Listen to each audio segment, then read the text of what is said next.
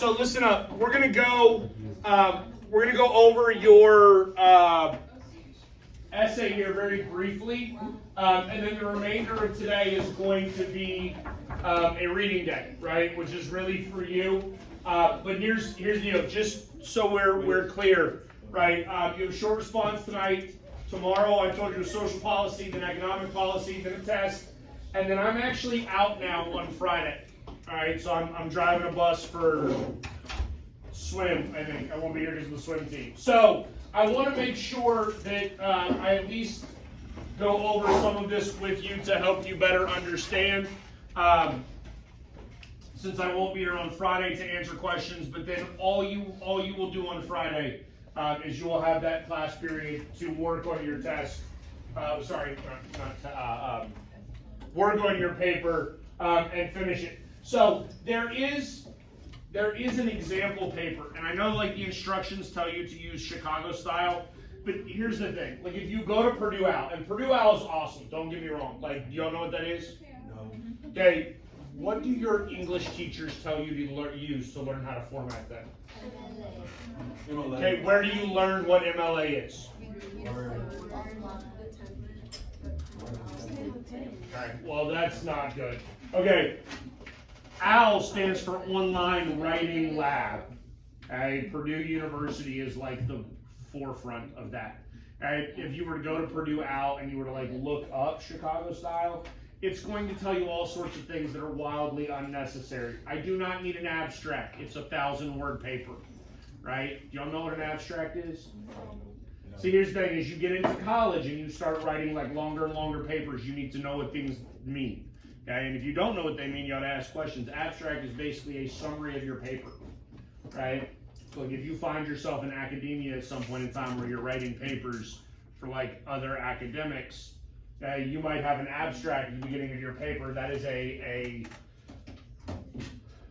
300-word summary of your paper, essentially, right? I do not need a 300-word summary of a 1,000-word paper. That is ridiculous, okay? I don't need a title page. I don't need a works cited page. The reality is, if you do this correctly, it should be about 2 pages, okay? That's it. That way, if I find myself in a situation where I need to keep copies of them, right, I can print it front and back and like not have to worry about it. Okay?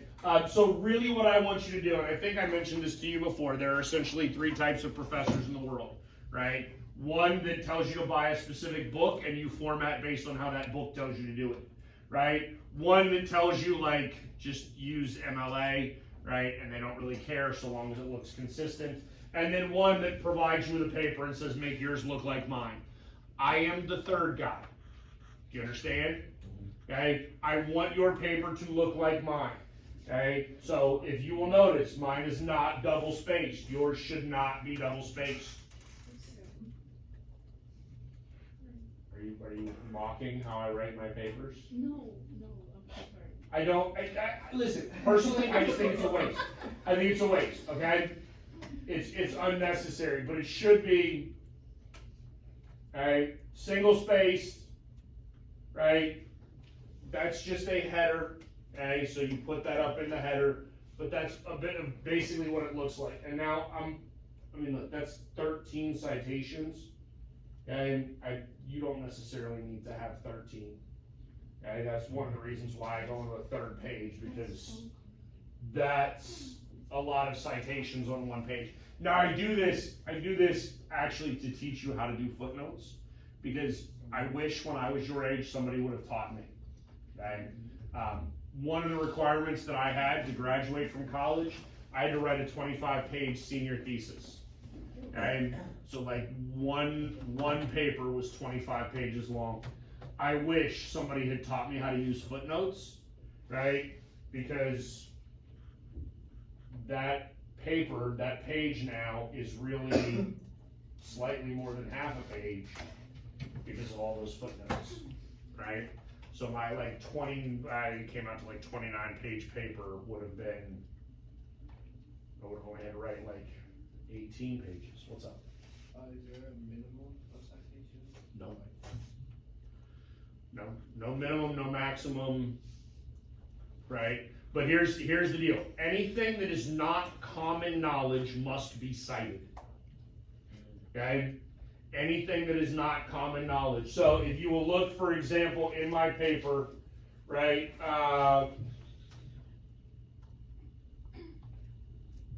Right? Islam is the second largest religion in the world. Okay? Is that common knowledge? It might be, right? But it's also not hard to just throw a citation in there. Okay? Alright? If you don't know, I would tell you this. If you don't know, err on the side of citing something unnecessarily versus not citing something. One of the most common responses kids get on their papers, one of the most common critiques that students get on their paper is, where is your citation? Where is your evidence? Okay? Because I am not going to just believe whatever it is that you say. Okay? The reality is, I made a claim that Islam is the second largest religion in the world. I actually don't know that I would believe myself if I didn't have a citation. Right? Okay, now the reality is once you get like past Judaism, I mean, those are the three biggest religions in the world. I don't know what the actual numbers are. I would assume Islam is greater than Judaism. And then if you just encompass like all Christians together, like one, like that's the largest. Like if you take Catholics and Methodists and what, all of those people would the same, right? They would be number one. And, but yeah, so there you go. All right. That being said, let's go into Word, because my plan was to actually show you this. On the bright side, apparently some of you are aware that Word will like cite for you, or will format for you, yes? Okay, so as you go in here, if you go to References, up here at the top, and you hit Insert Footnote, it will draw that line down there at the bottom for you and put the little number 1. Okay, Word will format for you when you go to do this. Okay? Mm-hmm. And then the footnote is basically your citation, so I don't need a works cited page. Right? I don't want a works cited page because, again, if we go back here, right, Reynolds versus the United States, that comes from a website called OYA, which was accessed on September 7, 2021. There is that is not accurate because that's misspelled and I didn't double check that. Yeah, like that's going to come up that doesn't exist because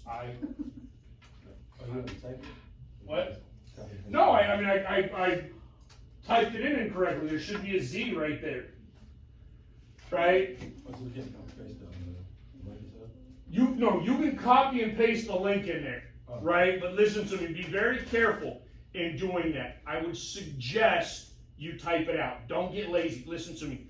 Y'all ever heard the expression, you get what you pay for in life? Yes? Right? So you know that there are all sorts of websites that will generate citations for you, right? You get what you pay for. If they're free, they're worthless. Right? The number of citations I get from kids that has like the weird parenthetical like things that then says meta title. Meta title all the time. All the time. I don't know which citation thing that comes from, but no, never, ever do I want to see that. One drives me crazy. Okay? Because you're all it really means is that you're too lazy to just type it out yourself. It's not that hard. Okay? And one of the reasons why I have so many citations here is to give you examples of a whole bunch of different ones, right? So for instance, there is a website with no author. So it's just the title of the website, Reynolds versus the United States, the website when I accessed it, and the URL, right? There's a website with an author, right? So Solvik Nielsen, I don't know how to say that name, right? Okay, so there's the author's name, right? There's the title, okay? There's the publication. It came from Luther College when I accessed it in the URL. Yeah? Okay, if you cite the same thing twice, all you need to put down the second time is the author. That's it. Okay? Any questions? So as long as it's 1,000 words, I'm fine. No. Oh, no? I mean, like, no, if it's a terrible paper, I'm not grading it based on length. Oh, yeah, I know, but I'm just Oh. asking, like, is that the right thing? So you have a 10% grade. I'm gonna be honest with you, listen to me. I'm not counting words. I'm not. Okay? 1,000 is a general idea of what I would like, which once you get into a single space paper is roughly 2 pages. Okay? If you come up at like 880 and it's a well thought out, well argued paper, you're fine. Okay? If you come out at like 1100, right, you're probably okay. Now, interestingly enough, the longer it goes, generally the worse it gets. Okay? Because then you're wasting space, and that drives me crazy. Right? Like, I don't ever want to see in here. You will never, if you read my paper, you will never see the phrase, I believe in my paper. It's not in there. You will never see, in my opinion. Do you want to know why? Who wrote that paper? You. I did. So guess whose opinion it is? Yours. Mine. Because if it's not my opinion, what do I need? A citation. Right? Okay? I statements, and here's the thing, I'm not telling you, like, it's not a matter of like, oh, you cannot speak in the first person. I mean, you shouldn't speak in the first person. Right? But it's not a matter of like dogging you points for that. It's the fact that it's implied and therefore unnecessary to say, it is my opinion that this case was decided incorrectly. Right? Well, of course that's your opinion. That's what your paper is going to argue. Okay? The only other points that I will give you over this is do not, I hope your English teachers do not teach this anymore, right? But don't like, tell me what you're going to tell me what you told me. Okay? It's 1,000 words. I don't need you to say the same thing 3 times. Okay? Redundancies drive me crazy. All right? I am not so stupid as to need to be told the same thing 3 times in 1,000 words.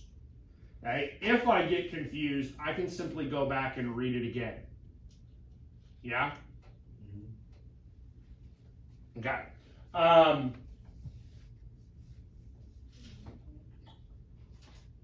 think that's all I really had to say. You have any questions? I have a question.